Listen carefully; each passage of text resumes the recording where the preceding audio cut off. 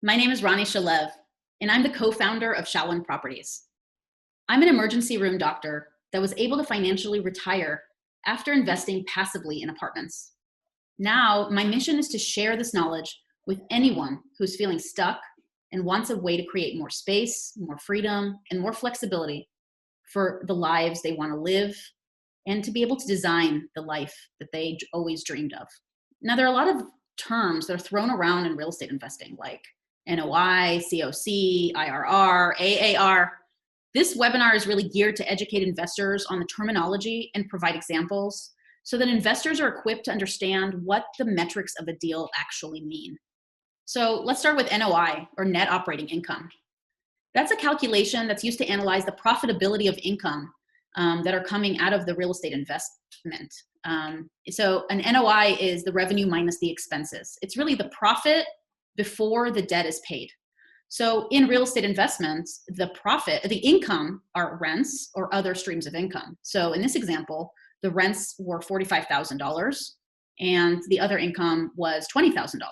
So the total income, or the total revenue, was $65,000.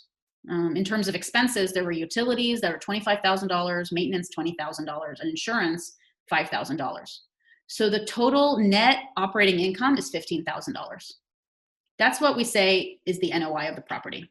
Unfortunately, that doesn't mean that's what we have as take-home money, because taxes are then subtracted and so are mortgage payments. So they actually fall below the line of the NOI. Okay, here's another term, cap rate. So what's a cap rate? Well, a cap rate's really a thermometer to the market. It's a measurement telling you the heat index of a particular sector of the real estate market. It's an indicator of investor sentiment for that specific product type, for that market, at that location. So really, the lower the cap rate, the more competitive the market, the hotter the market, the more investors are trying to get into that market. The higher the cap rate, the less competitive the market.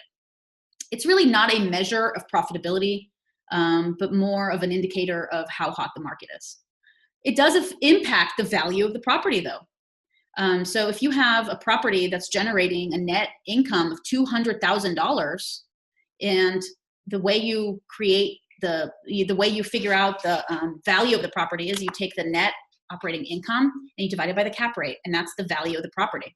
If you have a 10% cap rate with $200,000 net operating income, that's a $2 million valuation of the property.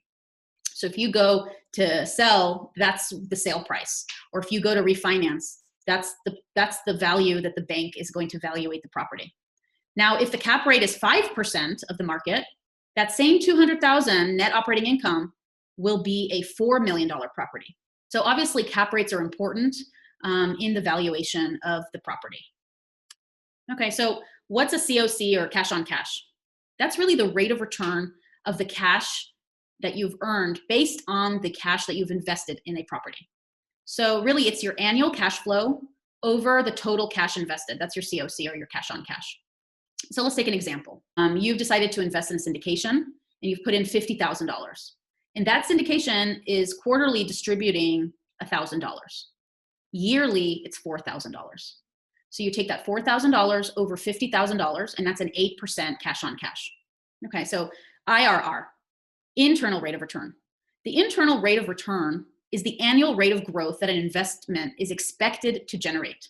This one takes into account the time value of money, or the understanding that you're going to reinvest your money to avoid losing its value to inflation.